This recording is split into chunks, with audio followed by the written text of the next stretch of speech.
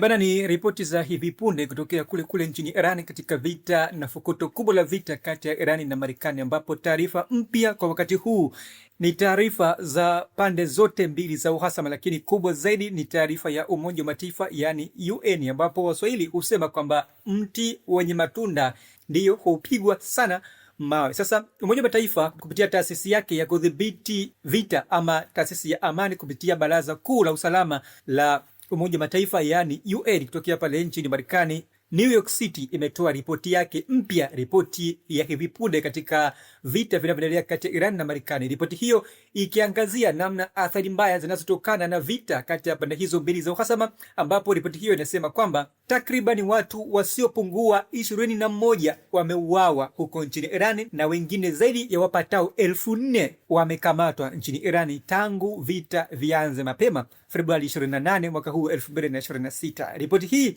imeangazia upande mmoja pekee wa vita, swala ambalo limeibua ukosoaji mkali sana kwa ufuatiliaji wa vita hivi kati ya Irani na Marekani na kwa ripoti hizo za hivi punde. Sasa shirika hilo la Umoja wa Mataifa kupitia Baraza Kuu la Usalama la Umoja wa Mataifa limesema kwamba watu takribani 21 wameuawa pasi na hatia ama sababu za msingi, na huku zaidi ya 4,000 wamekamatwa nchini Irani tangu kuanza kwa vita chini ya wahasimu hao wawili walivyopigana kwa takribani muda wa miezi miwili, ambapo akitoa ripoti hiyo mkuu wa haki za binadamu wa Umoja wa Mataifa Volker Turk amesema kwamba watu hao waliouawa kati ya 21 ni pamoja na waliohusishwa na maandamano ya Januari 2026 na wakidaiwa kuwa wanachama wa makundi ya upinzani na watu binafsi wanaotumiwa kwa ujasusi huko nchini Iran, kwa kile ambacho amesema ujasusi wa kupeleleza malengo ya vita, kwa kile ambacho Iran walidai kama wanatumiwa na watu wa nje ama mawakala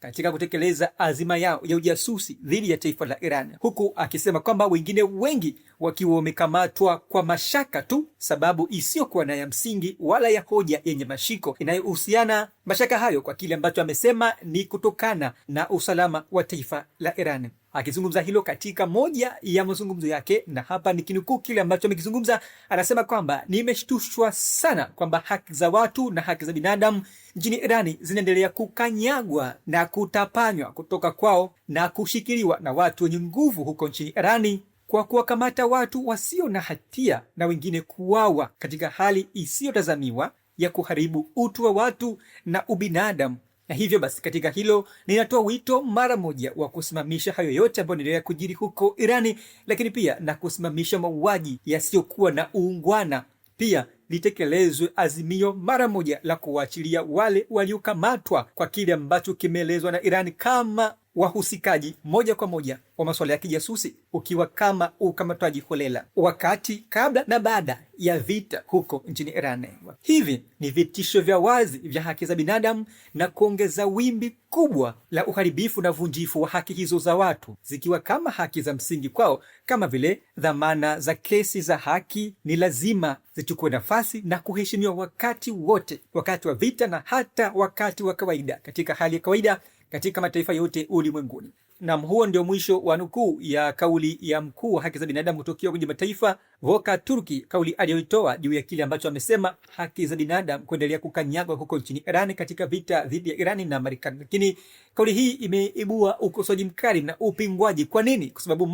moja haikuhusisha pande mbili za vita, yani idadi hiyo ya mauaji na idadi hiyo ya waliokamatwa haikuhusisha upande mwingine wowote wa vita kati yao wawili, yani upande wa Irani, pia upande wa Marekani na hata upande wa washirika wake Marekani na Israeli huko Mashariki ya Kati, jambo ambalo ripoti hii imeibua ukinzani na ukosoaji mkali kwa wale ambao wanafuatilia siasa hizi za kijiografia, lakini hasa mzozo huu unaendelea kati ya Irani na Marekani. Hili linaelezwa kama kuongelea msumali uhasama na kutetea kwa karibu taifa la Marekani, ambao ndio limekuwa chanzo kikuu cha kuanzisha fukuto la vita kati ya wawili hao, yani Irani na Marekani. Huku ripoti hiyo na mkuu huyo wa haki za binadamu hakuongelea kabisa hali ya vita ya sasa na hata namna ambavyo Marekani amekuwa akiendeleza uhasama na kupelekea vita kwa vikubwa zaidi katika ukanda huu wa Mashariki ya Kati tangu pale mapema Februari 28 hadi hivi sasa. Sasa wakati hayo yanajiri, taifa la Iran kupitia vikosi vya walinzi wa mapinduzi ya Kiislamu yani IRGC vimejibu mapigo ya rais wa Marekani Donald Jr. Trump katika taarifa zake za awali juu ya kile ambacho amesema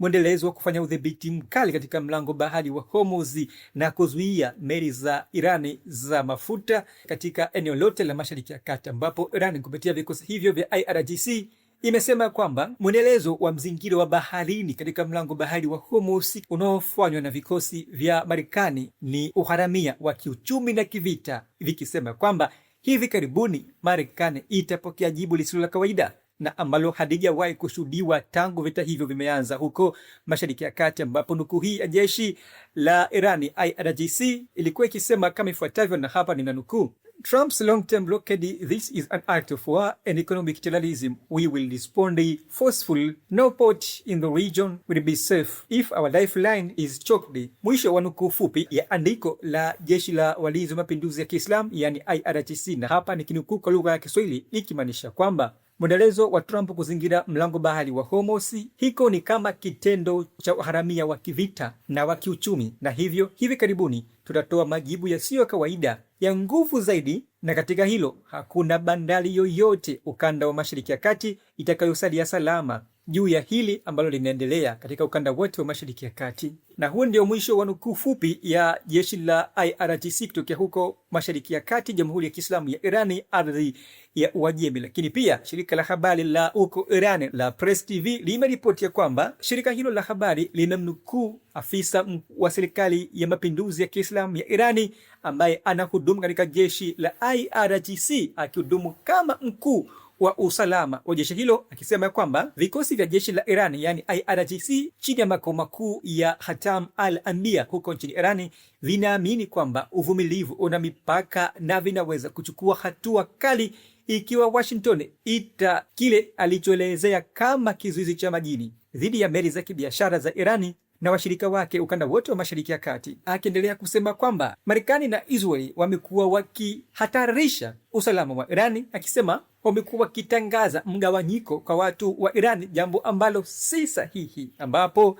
anasema kwamba rais wa Marekani Donald Trump na waziri mkuu wa Israel Benjamin Netanyahu walikuwa wameweka maamuzi yao kwenye wazo kwamba jamii ya Irani ilikuwa imegawanyika hapo kabla, jambo ambalo afisa huyo mwandamizi wa usalama wa IRGC anasema si sahihi na wala halina ukweli wowote ndani yake, ambapo akisema rais wa Jamhuri ya Kiislamu ya Irani na mamlaka zote ndani yake ziko na lengo moja, dhamiri moja, mshikamano katika kile ambacho wanapanga na kutekeleza, huku akisema rais wa Irani Masoud Pezeshkian na matawi mengine ya madaraka huko Irani yameungana chini ya uongozi wa nchi hiyo chini ya kiongozi mkuu Mujtaba Saidi Ali Khamenei Husseini, akisema kwa njia ambayo wapinzani wa Irani hawakutarajia hata kidogo. Katika hatua nyingine, wizara ya mambo ya nje ya Irani chini ya kiongozi wake Abbas Araghchi imesema kwamba baadhi ya nchi jirani za ukanda wa Mashariki ya Kati zimekuwa zikichukuliwa kama zenye kuegemea upande wowote, lakini kwa karibu zaidi zimekuwa zikijihusisha na kuunga mkono moja kwa moja mataifa wa hasimu wa Irani, yani Marekani na Israel, ambapo wizara hiyo imesema kwamba mashambulizi ya Marekani na Israel dhidi ya Iran yana ushirika wa karibu na mataifa ya kikanda. Katika taarifa ya wizara hiyo chini ya naibu waziri wa mambo ya kigeni wa Iran Kazim Gharibabad amesema kwamba baadhi ya nchi za kikanda huko Mashariki ya Kati zimetoa maeneo,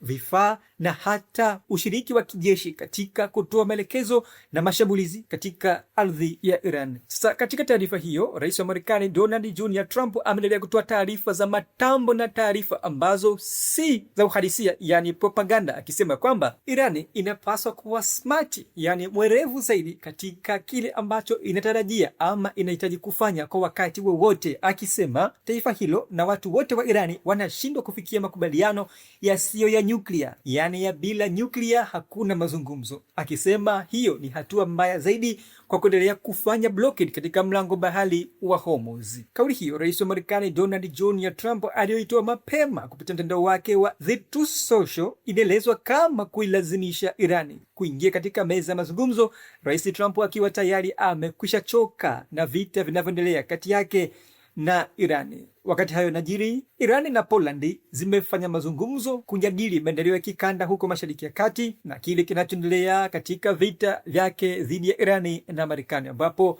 waziri wa mambo ya kigeni wa Irani Abbas Araghchi amesema kwamba amezungumza kwa njia ya simu na waziri mambo ya kigeni wa Poland Radosław Sikorski, akisema kwamba wamejadili uhusiano huru baina ya taifa hilo la Irani na Poland, akisema miongoni mwa yale ambayo wamezungumza ni pamoja na maendeleo ya kikanda huko Mashariki ya Kati, ambapo amesema kwa karibu zaidi pande hizo mbili zimejadili na kubadilishana maoni ya pamoja juu ya kile ambacho kinaendelea kujiri katika taifa la Irani, hasa katika vita vyake dhidi yake na Marekani. Hali ya sasa inakuja wakati ambapo tayari pande mbili za vita zimekosa kabisa mazungumzo kwa kile ambacho kinaeleza kuwa masharti magumu kwa pande zote mbili, huku Marekani akihitaji masharti kulegezwa, yale ya nyuklia, na huku Irani ikisema kwamba nitashikilia hapa hapa mpaka kileweki. Lakini haya yote yanajiri pia wakati ambapo Irani imefanya mazungumzo ya kimkakati na taifa la Urusi, taifa lenye nguvu zaidi ulimwenguni, huku mambo kadhaa yakiarifiwa kujadiliwa, ikiwemo